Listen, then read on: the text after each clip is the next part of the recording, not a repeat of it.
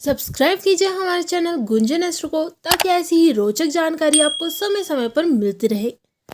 नमस्कार प्रिय दर्शकों, जैसा कि अधिकतर व्यक्तियों का यह सपना होता है विदेश जाने का, और हर कोई जानना चाहता है कि क्या उनके भाग्य में विदेश जाने का मौका उनको मिलेगा।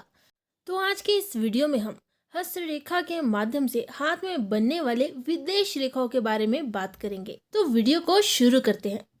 तो जैसा कि स्त्रियां अपने बाएं हाथ को देखे और पुरुष अपने दाएं हाथ को देखे, यदि कोई स्त्री व्यापार करती है, नौकरी करती है, तो वह अपने दाएं हाथ को भी देख सकती है। तो जैसा कि व्यक्ति की हथेली में सबसे नीचे उसकी ये जीवन रेखा गोलाई लेते हुए होती है और उसके अगले हिस्से पे यह चंद्र पर्वत होता है। तो यदि हाथ में जीवन रेखा से एक रेखा निकलकर चंद्र पर्वत तक जाती है, तो इसका अर्थ यह है कि व्यक्ति हवाई यात्रा या जल यात्रा के माध्यम से फॉरेन ट्रैवल करेगा और उसके विदेश में जाकर सेटलमेंट होने की भी संभावना बनती है। और व्यक्ति की हथेली में ये केतु पर्वत होता है, यानी केतु क्षेत्र होता है। तो यदि जीवन रेखा से एक लंबी रेखा निकलकर केतु क्षेत्र तक जाती है, तो व्यक्ति हवाई यात्रा के माध्यम से फॉरेन ट्रैवल करता है।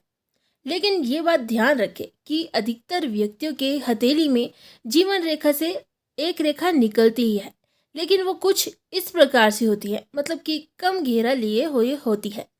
और हम जीवन रेखा से एक लंबी रेखा केतु पर्वत तक जाने की बात कर रहे हैं, क्योंकि यही मान्य है।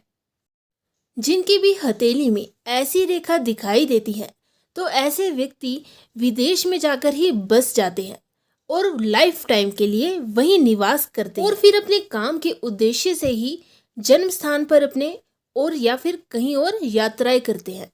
और इसकी दूसरी ओर यदि जीवन रेखा से एक रेखा निकलकर अंदर की ओर जाती है, तो इसका मतलब ये है कि व्यक्ति विदेश में सेटल तो हो जाता है, लेकिन कभी ना कभी अपने देश में वापस लौटकर जरूर आता है। चंद्र पर्वत पर बाकी की जो छोटी छोटी रेखाएं होती हैं, इसका मतलब यह है कि व्यक्ति अपने जीवन में छोटी छोटी यात्राएं करता है। यह तो था पहला साइन। अब दूसरा साइन यह है बुध पर्वत से एक रेखा का निकलकर सूर्य पर्वत तक जाना। व्यक्ति की हथेली में कनिष्ठिका उंगली के नीचे बुध पर्वत होता है और अनामिका उंगली के नीचे सूर्य पर्वत होता है। यदि बुध पर्वत से एक आड़ी रेखा सूर्य पर्वत तक जाती है, तो भी व्यक्ति का विदेश योग बनता है और साथ ही व्यक्ति का विदेशों में आना जाना लगा रहता है। व्यक्ति नए नए टूर करता है। अब तीसरा साइन ये है कि यात्रा रेखा और भाग्य रेखा का मिल जाना, मतलब ये आपकी भाग्य रेखा है जो कि शनि पर्वत तक जाती है। और यदि चंद्र पर्वत से कोई अन्य बड़ी रेखा निकलकर भाग्य रेखा को स्पर्श कर लेती है, या फिर कहे तो चंद्र पर्वत से एक रेखा निकल रही है और वहीं से एक भाग्य रेखा भी स्टार्ट हो गई है, तो यह भी दर्शाती है कि व्यक्ति फॉरेन ट्रैवल करेगा।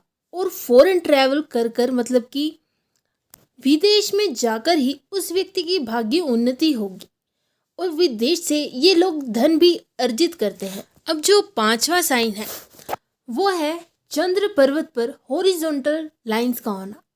जैसे ये आपका चंद्र पर्वत है और इस पर छोटी रेखा, फिर बड़ी रेखा, छोटी रेखा, फिर बड़ी रेखा, और चंद्र पर्वत भी उभार लिए हुए होता है, तो 100% आपके विदेश जाने के योग बनते हैं। लेकिन दूसरी ओर यदि आपका चंद्र पर्वत दबा हुआ होता है, तो वह आपके इन अच्छे गुणों को, अच्छे प्रभावों को कम कर देता है।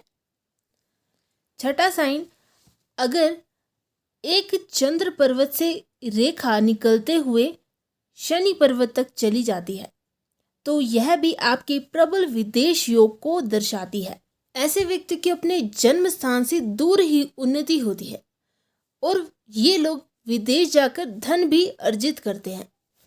तो दोस्तों, यह तो थी कुछ अहम जानकारी जो कि आपके विदेश जाने के योग को दर्शाती है और साथ ही वहां पर आपकी सेटलमेंट होगी या नहीं होगी, आप वहीं निवास करेंगे या फिर वहां से वापस अपने ही देश में लौट आएंगे। इन सब बातों की जानकारी इस वीडियो में दी गई। इसी के साथ आशा करते हैं आपको यह वीडियो अच्छी लगी होगी। वीडियो पसंद आई हो तो इसे लाइक कीजिएगा, चैनल को सब्सक्राइब करना ना भूलिएगा। धन्यवाद।